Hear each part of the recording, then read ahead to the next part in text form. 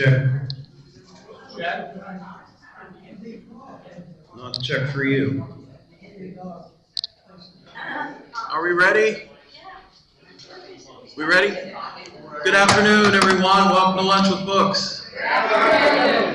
Thanks for coming today. I just coming back from a week off, so cut me some slack, would you? If you have a cell phone, please turn it off or silence it or whatever you kids call it. Now, next week on the 15th, Memories of Mark's Toys in Glendale. Gary Ryder will be here and Rosanna Dakin-Keller. Dakin. Thank you. So they will talk about Mark's Toys, and it's mostly about people who work there and their memories. So don't expect a big presentation about toys, is what I'm saying. Don't be disappointed by the fact that it's more about oral histories. And on November 22nd at noon, Dark Hills of Home with our friend Mark Harshman, who's also will be celebrating his 10th year as the Poet Laureate of West Virginia here. And there will be cake, I can announce, to help, if that helps you, to come to that. So that'll be the 22nd at noon. Our guest today has been here a few times previously. He's from Latrobe, Pennsylvania, or Latrobe, however you say it, however you want to say it. Chris Rodell is one of America's most colorful thinkers, and he's very humble. Besides unconventional biographies of Fred Rogers and Arnold Palmer, fellow Latrobers, his other books include Use All the Crayons, The Colorful Guide to Simple Human Happiness, which he did here many years ago, and The Last Baby Boomer, the story of the ultimate boom pool, 2016 satiric novel about the life and death of the last baby boomer. And it won the Tenara Award for Best Satire, which, is that a real award? Tenara stands for This Is Not a Real Award. I thought so. But it was very funny. And you can purchase any of his books here today or on his website. In his career as a freelance writer, he has wrestled alligators, raced Ferraris, gone skydiving, lain on a bed of nails, and gained 20 pounds in 1 week eating like Elvis. I've been there. Please welcome Chris Rodell.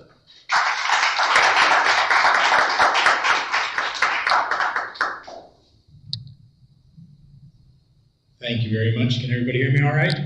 Yes. I'm very precise about this. I'm going to talk for 45 minutes, and if I talk any longer than that, you can get up and walk out. Because it's important to me. I know recently my wife and I went to hear a man talk at a library in Latrobe, and this gentleman talked for 2 hours and 40 minutes without a break. And if you think that's bad, this is true. You're going to think I made this up. It was a mime. So the rule is never give the mime a mic. But it's nice to see you all here. I do enjoy coming here. This is probably my 5th time that I've been here. And I've had some times where people don't show up at all. I had one recently. There were 4 people showed up at a library, and I was one of them. 2 of them were staffers, so they were just goofing off. There's one other person there. The worst one was I was invited to speak at the Carnegie Library in Oakland in Pittsburgh, and I was very excited about that. It was very prestigious. And I went, and not one person showed up on this Sunday afternoon. On that day, there were 632,538 people in Allegheny County, and every single one of them had something better to do than come and hear me talk. And I went up, and the people there were so apologetic. They said, "Oh, we're so sorry, and we don't understand what happened. Last week we had 80 people show up." I said, "What was the topic?" She said, "How to grow chickens in your living room." So my book is Evan and Elle and Heaven and Hell. The story of let me see, I didn't even remember the name of it now. A long-distance social media afterlife love affair. It's the Romeo and Juliet story, except instead of Italy, Juliet is in heaven and Romeo's in hell. Talk about being on the wrong side of the tracks. And for them to get together, for their love to flourish, she has to lower heaven and he has to raise hell. And I made the book. I could have written about it. I could still be writing about it, but I decided to end it after 334 pages. Because just because a book deals with eternity doesn't mean it should take forever to read. Now, people ask me where I get my ideas, and I say I have the brain of a free-range chicken. And I say I have the brain of a free-range chicken. He just walks around all the day as a fun of it. That's how.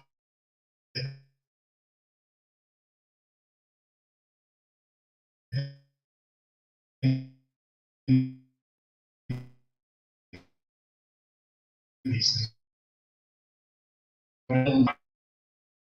things.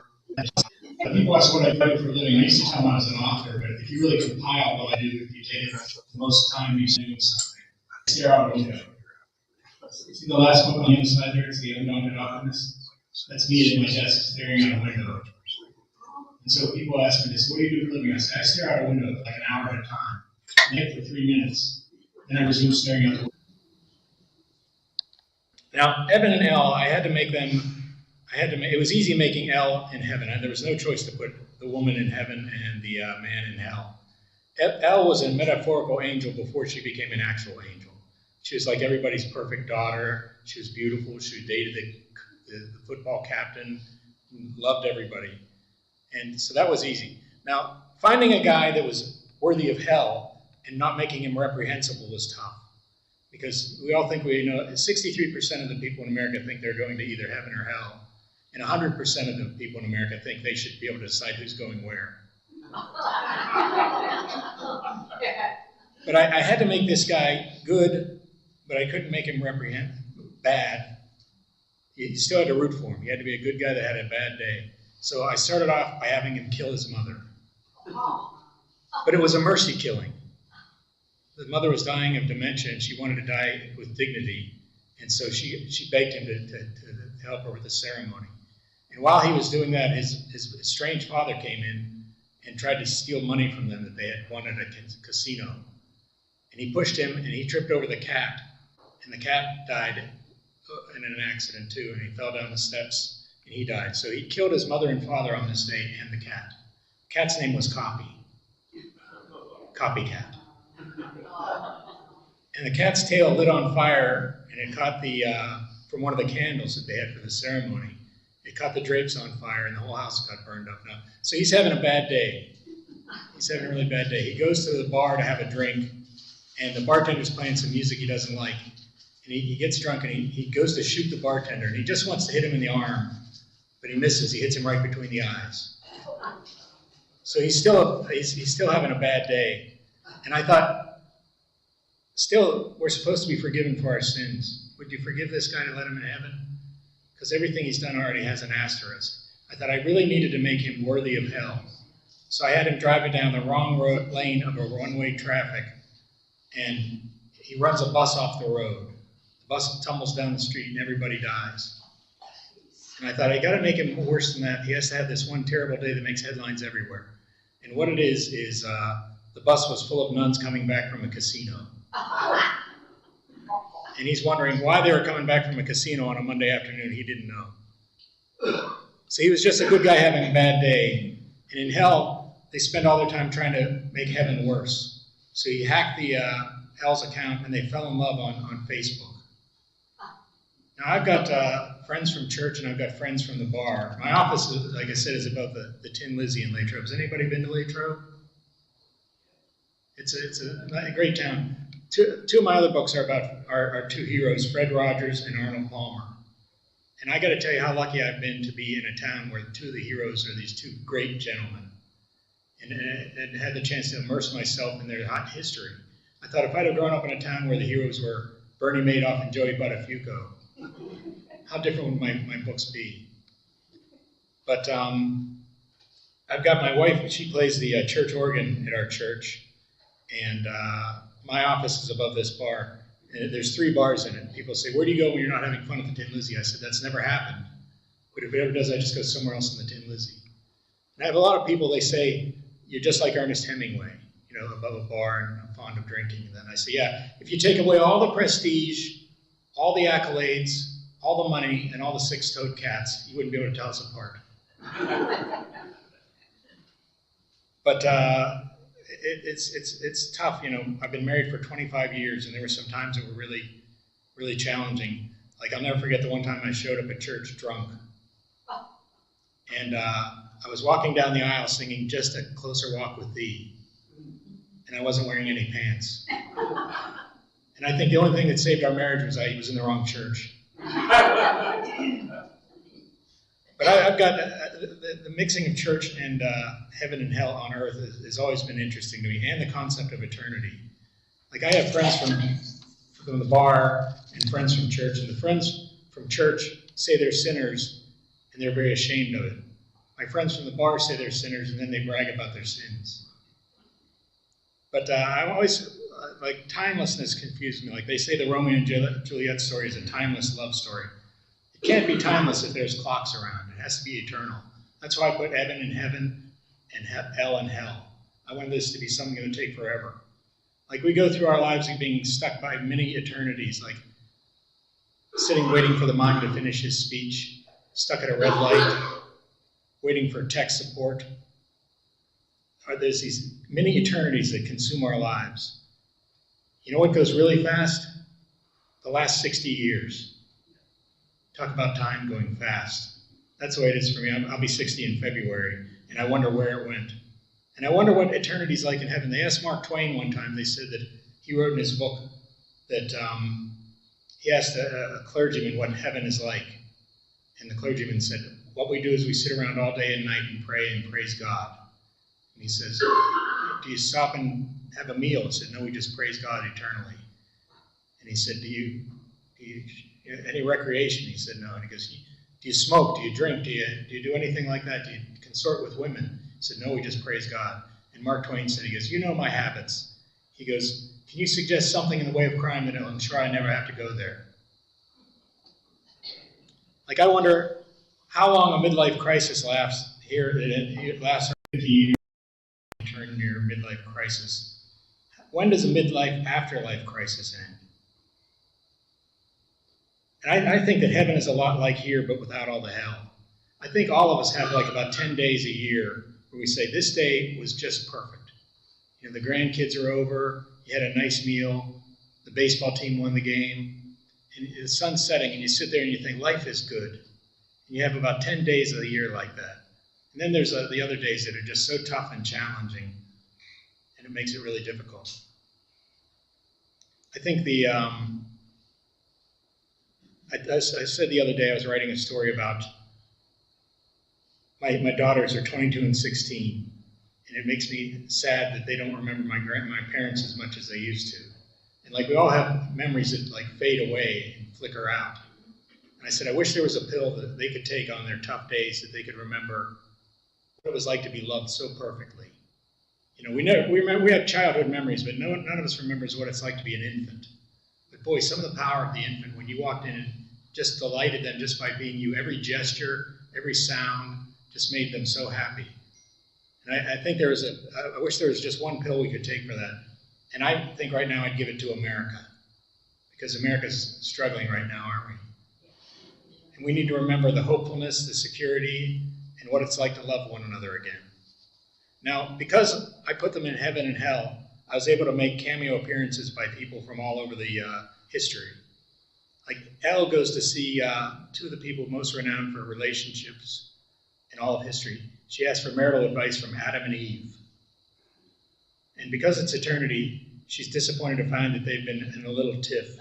They haven't spoken for 5,000 years. Now, Earth is 4.5 billion years old. In eternity, that's nothing. That's endless.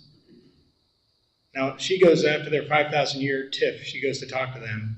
And Adam in heaven has an orchard. Adam's apples. And there's people already waiting in line for the Beatles to reunite.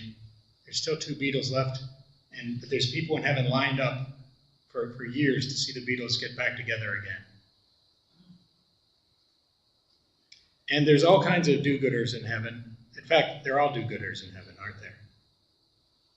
And I say that the people that do good on earth go to heaven, and they get restless to do good here, to do good in heaven, because if life is so perfect, they got to find somebody that needs help.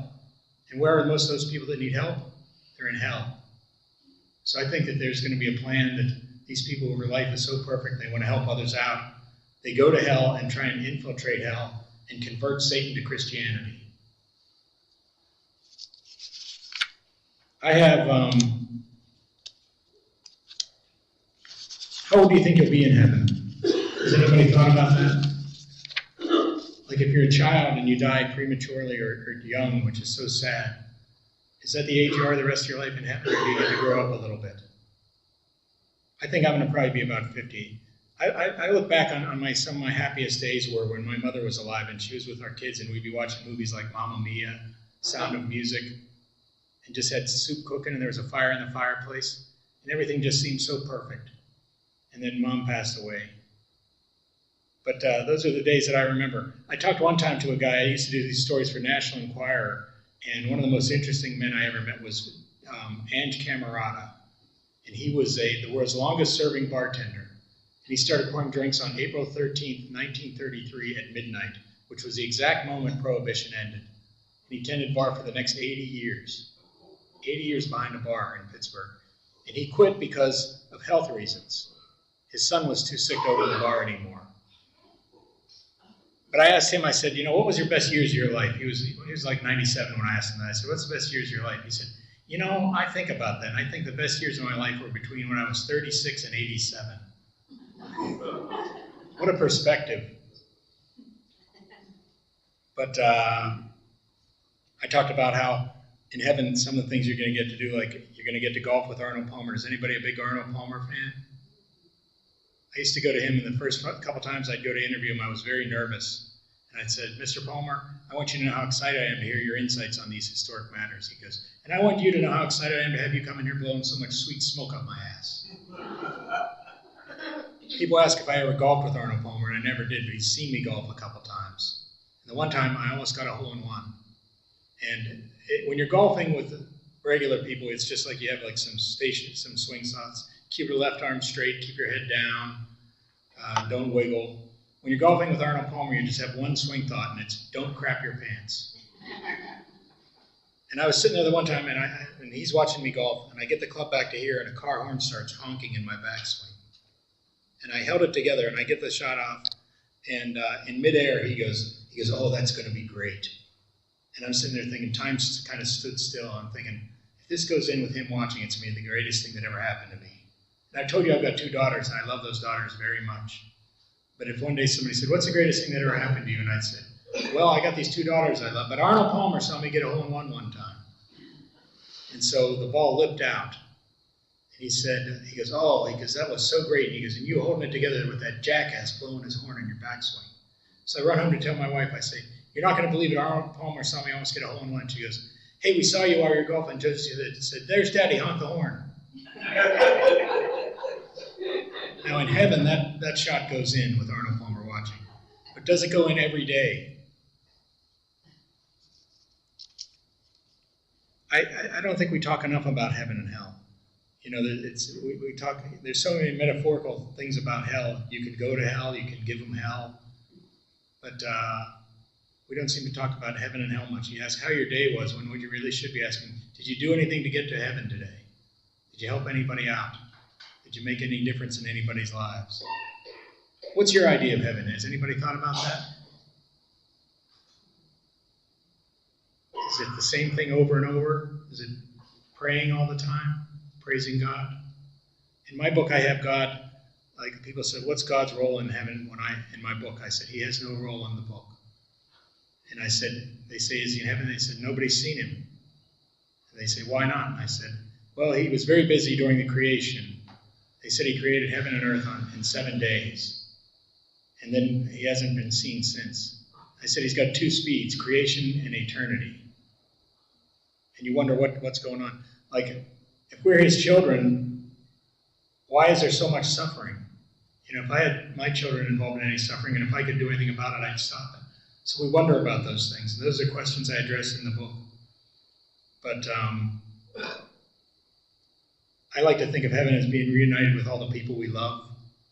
But what if my daughters want to go out and play that night? And Daddy wants to stay home and watch Mamma Mia on the TV with them again.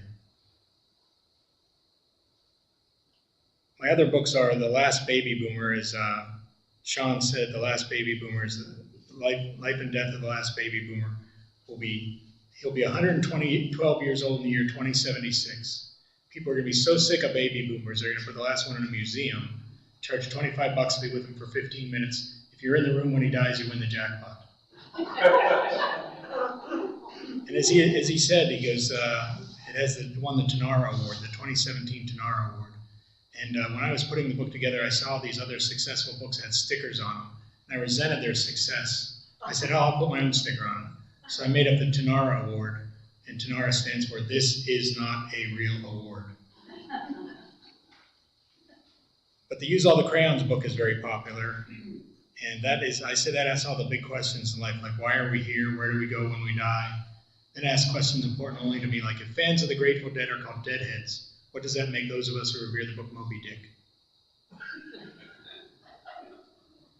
But that has tips like how to be more colorful, like tell friends you're going to open an art gallery, invite them to a room with nothing on the walls, have them be greeted by 30 guys who say nothing but, hi, I'm Art.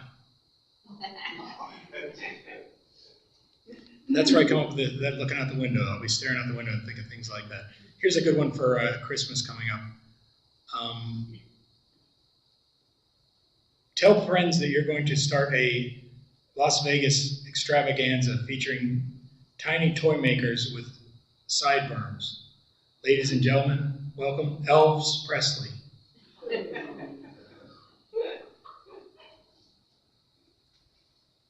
The other book, I did the book about Fred Rogers and Arnold Palmer. One interesting fact about the two of them is they didn't get along.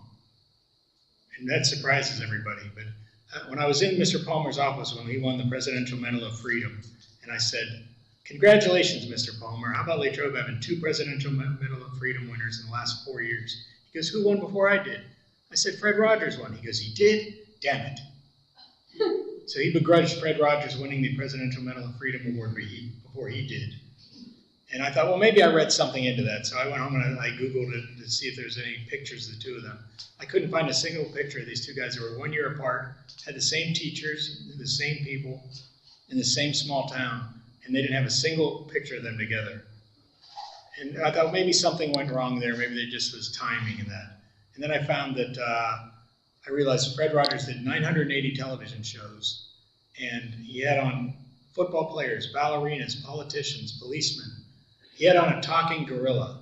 And I said, I wonder if they said, well, let's ask the talking gorilla. If the gorilla says no, let's ask Arnold. And then the book, Undaunted Optimist. I started writing that when the pandemic broke out, and it turned me into a skeptical pessimist a little bit. But those two years really knocked me on my rear end for a couple months. Lost all kinds of speaking engagements. But I maintain that the difference, the pessimist and the optimist are both wrong about 50% of the time. But the optimist is cheerful 100% of the time. Like if you throw a pessimist under the bus, they're going to complain about it.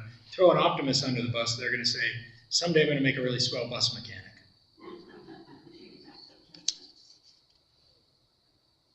Does anybody have any questions? My National Enquirer days are far behind me, but I still get ideas for that. I spent like 20 years trying to gather the most interesting stories I could, hoping I could put them into books one day. And that's kind of what I'm doing now. And the mind of the free-range chicken came up with Heaven and Elle and Heaven and Hell. And it's been getting great reaction. But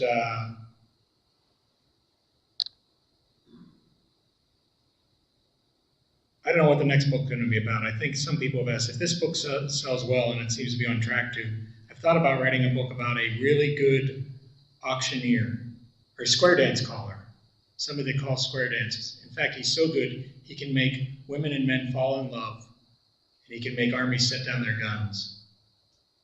Now that's a hell of a square dance caller, isn't it? Does anybody square dance? What's your idea of a good caller? Anybody so powerful and they can make them go round and round?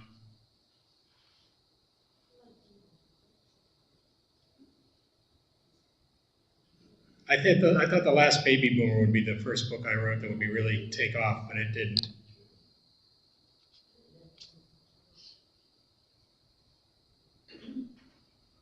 We were talking earlier about how the mime can take so much time, 2.5 hours. I feel like I'm cutting you short now. I don't want to end up too short for you, but I'm running out of stories. My best Inquirer stories, like the one time I had to lay on a bed of nails and they put 50 pounds of concrete on my chest and cracked it with a sledgehammer to just demonstrate the power of the mind over pain. And it was the only story I ever wrote for the National Enquirer that was utterly false. It said, man lays on bed of nails and feels no pain. I said, I felt terrible pain. Why did you put that? And they said, well, it's a victimless crime if you get hurt. Nobody cares. There was the one time I told you that story about my wife and I in church, and I made that one up. But the one time I saw a woman that was truant, her daughter was truant so often, the judge ordered them handcuffed together so that the mother would always know where the daughter is. I thought, my wife and I were engaged at the time, and I thought, how would it be for, like, if two people, supposedly at the very height of their love and optimism, were handcuffed together for 72 hours? And so they ordered us to do it. They paid us to do it. And I said, it was very difficult. But we had pictures like of me going to dart night with her. My right hand is handcuffed to hers. And then we had me in aerobics, doing the aerobics with her. And then they had the one great picture in the center. It was her under the big hair dryer, me sitting handcuffed next to her reading the National Enquirer. But I say all my books have happy endings, and even when somebody passes away at the end, because it can be a happy ending. The Eben and Elle book, as I said, I didn't want it to take an eternity for people to read, but it has almost all my best ideas in there. I put in all kinds of stories, and I put things like the librarian there, his name's Paige Turner. There's a farmer named Doug Root. But I'm getting great reaction to that. Yes? The picture. What made you come up with the picture? The covers you're talking about. Yeah. That was came up with that. We was just looking for profile pictures. Can you explain that picture? Well, that's the third floor of the Tin Lizzie. It's what? The third floor of the Tin Lizzie Tavern. And that's me looking out the window. No. He's talking Eben and Elle. Eben and Elle. No.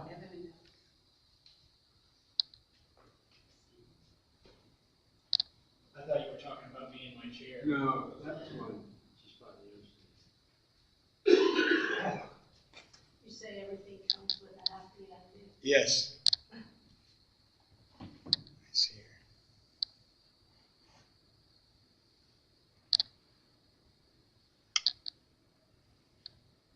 I gave the woman 2 months head start to come up with this cover. And she said, yeah, she'll do it. She did the Last Baby Boomer cover, which I think is great, right there. And I said, 2 months, that's a pretty long time to come up with a cover. And she said, okay, I'll probably get right to it. I called her a month later. I asked her, how's it coming? She goes, well, I'm moving, and I'm kind of busy right now, but I'll get to it this weekend.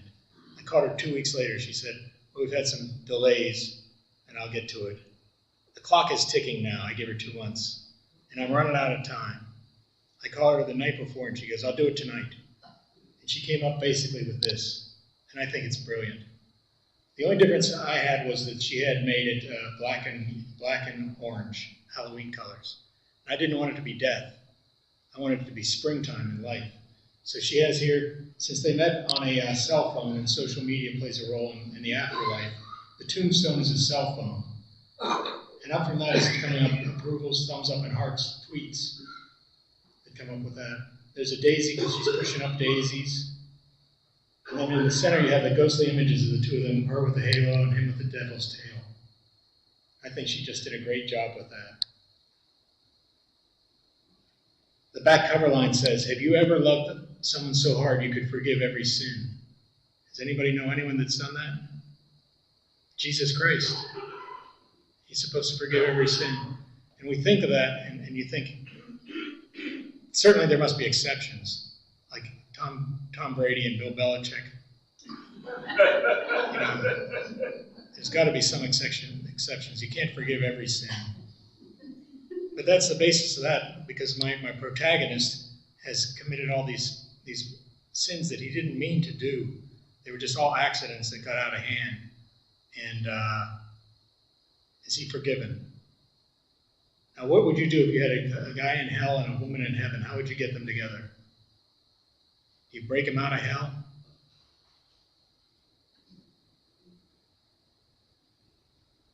So I don't know what the next book's going to be about. But I like this one. I think it's going to do well. I've said for a long time, like people go, your career is really taking off. I said, that's good because it just seems like the runway is really long.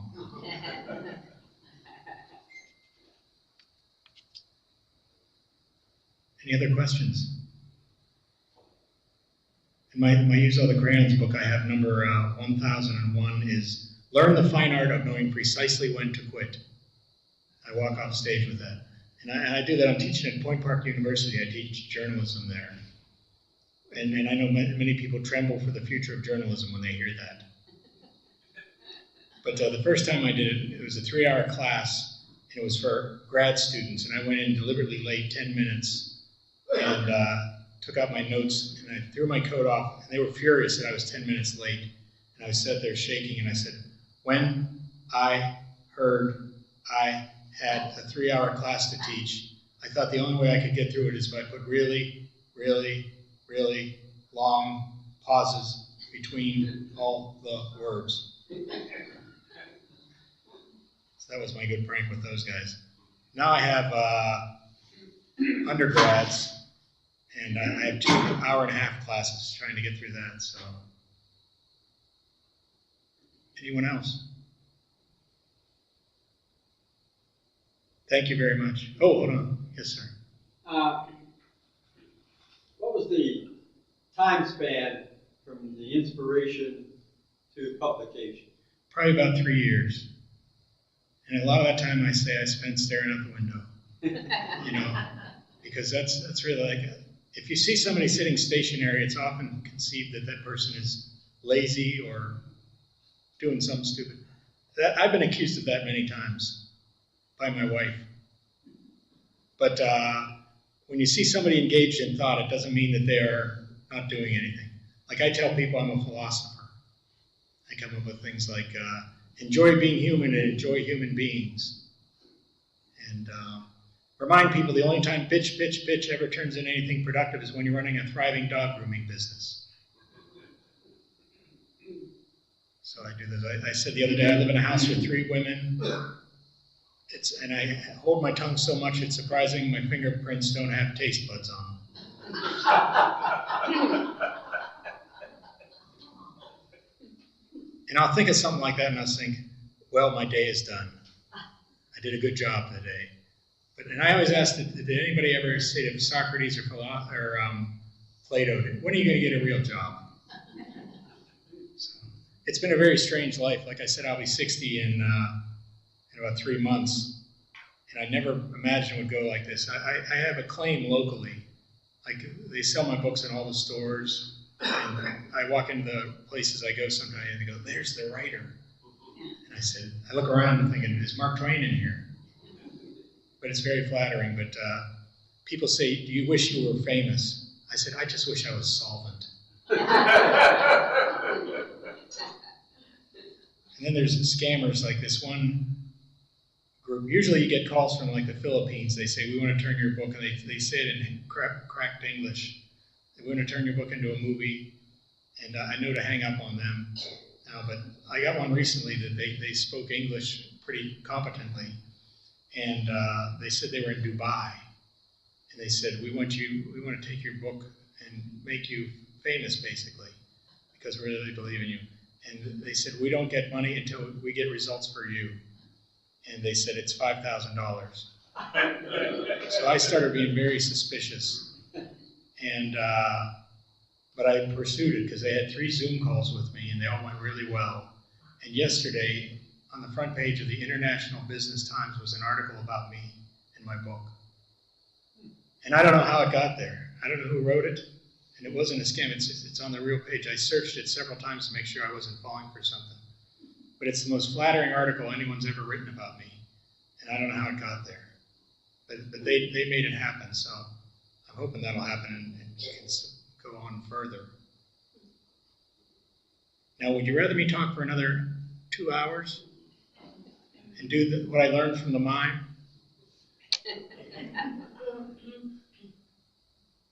But I'll be happy to sit here and talk all night if anybody wants to stay and yeah.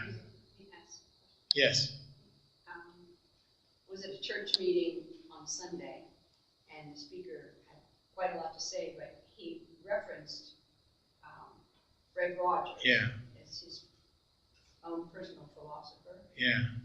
So what would you say about Fred Rogers that means a lot? What is your best memory? The best story in the book, and the best story I know about Fred Rogers, involved when he was in rehab. And I was doing stories for the National Enquirer in 1994, and they called me, my wife called me in the bar and said, they want you to do a story on Fred Rogers. I said, oh, this can't be good. And I thought it would be something salacious. And I said, Fred Rogers, I got to do a story on Fred Rogers. 4 stools down was town drunk Dickie Kemp. And Latrobe's small enough to still have town drunks. And Dickie Kemp's the kind of guy that when he was, they had this little machine in the one bar, it was like a little cyclone of wire. And then you take it like this and you'd move it around.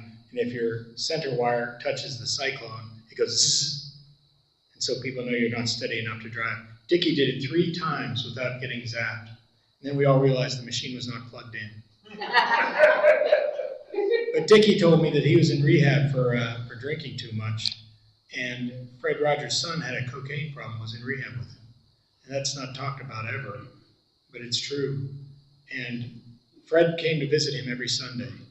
And he didn't have to do that. He could have said, you know, I love you and I support you and I'll continue to fund you for this stuff, but I can't be seen with these people. It would be bad news for me. I think everybody would understand that. But Fred went to rehab to visit his son to give him the most support. And they started mocking him. They said, oh, welcome to our neighborhood, Fred. How do you like it here? And they were making fun of Fred Rogers for being Fred Rogers. But then one by one, they would all sit next to him. And one by one, they would all begin to weep. And I think that's the greatest Fred Rogers story that is. He said that 10 minutes with him was better than 6 months of court-ordered classes. They said he was, and that's him helping. It's not talking to kids about skin knees or fighting parents. It's him fixing broken adults. There's another story about him that I really love that I'm doing a talk on called the Art of Defiant Kindness. I said that Fred was a weirdo. And I mean that because he was different from all of us. It was weird. Like we flip people off in traffic. We're mean to some people. We're sour. We're bitter. And he was never like that. He was kind to everyone. Everybody has a quote by, a lot of our politicians quote Sun Tzu in The Art of War. And I think everybody should have the one Fred Rogers quote that's easy to remember, and it's a wonderful quote. He said, the 3 keys to ultimate success are to be kind, number 2, be kind, and number 3, I just stick on that one. Can anybody help me out? Be kind. I think if there were 4, it would probably be kind also. But he was great. Like I said, to be immersed in that in our town has really been special. I don't know what it is about Latrobe, but it's a great place to grow up. Yes? I'm curious, do you have the same publisher for each book, or do you have to go out? I have to go out and beg, and like this book I couldn't have gotten a publisher for. You know, it's offbeat, and it would have taken 2 years to get it published, I'll bet. I self-published most of them. Some of them I got, like the Palmer book I found a publisher for. And the Undaunted Optimist has a publisher in Greece. So it's a very odd time in the publishing industry. But my dream has always been to have an agent call me up and fly me to New York and give me a 3-hour lunch, say, here's the keys to the city, and all that stuff. And that's never happened. I have an agent for this book. Did I mention I have Parkinson's disease? In heaven, my Parkinson's won't be there. But like I said, my doctor says you're beating Parkinson's. I said, I feel more like I'm distracting it. I said, I feel like I'm on a trapdoor with a rusty hinge. But aren't we all on that trapdoor with a rusty hinge? Nothing is promised to anyone. So, like people say, I tell people there's a lot of worse things you can get than Parkinson's. And I'm still eligible for all of them too. And then I'd say, well, this guy's Parkinson's, let's not give him anything else now, he's got enough to deal with. So as many of you know, our plates are full. But I have a woman interested, she's an agent, and I talk to her like once a year. She's had it for like 3 years. The book is called The Art of Living Suddenly, How to Deal with a Parkinson's Diagnosis and Other Things That Suck. And she says it's really good and she's going to get there, but she's had it for 2 years now and hasn't been able to do anything with it. So I'll probably self-publish that too.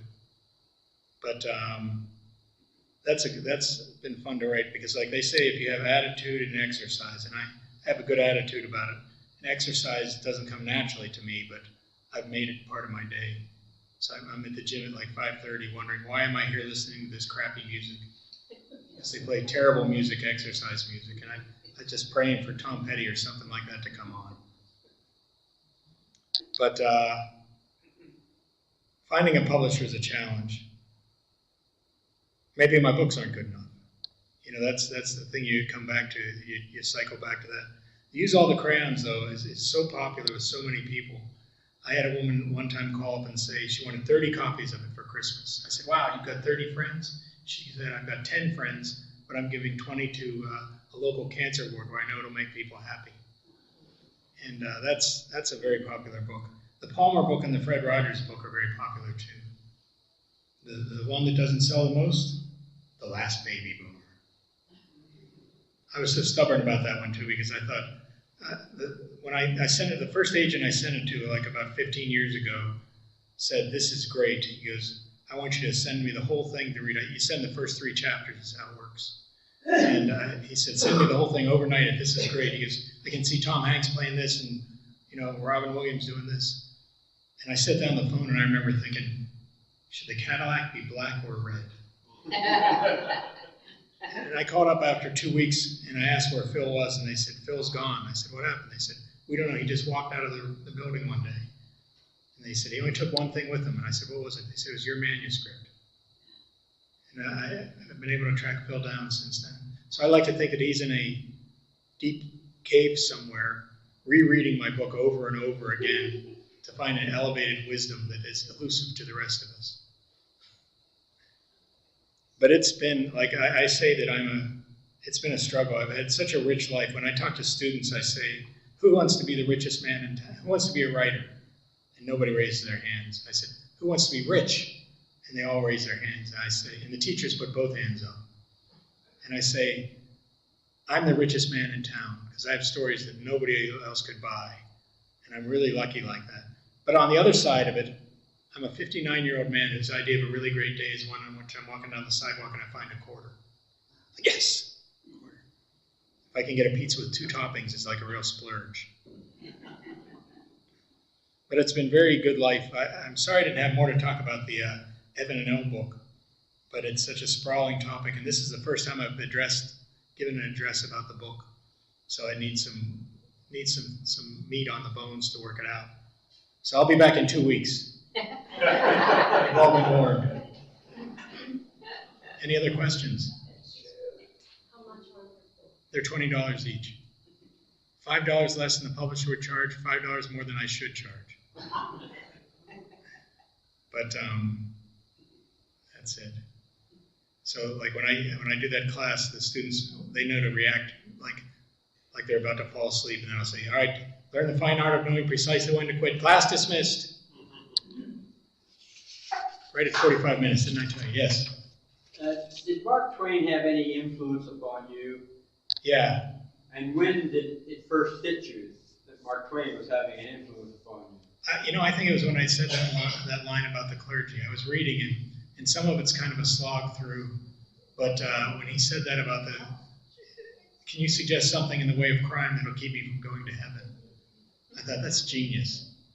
How old were you? I was probably about 15. To me, the book that really made the big difference was Catch-22. And I said, my goal has always been to write a book that's twice as good as Catch-22, and I'm going to call it Catch-44. But I loved Steinbeck, too. You know, there's importance in The Grapes of Wrath that is so moving and human about it that I just love him. But Twain, they said he invented American humor. And I can agree with that. You know, some of his stuff was so funny. I prefer like The Innocents Abroad, Going Out West, to Tom and Huck. You know, I just think they're more interesting books. But it still stands up. Anybody else? Yes? You're teaching. I'm curious as to what you think of the students you have today as opposed to, say, maybe 10 years ago. Well, that's a great question. She wants to know what I think of the students today as opposed to 10 years ago. On 2 weeks ago, the dean came to my office, to my class, in the middle of class, and said he needs to see me.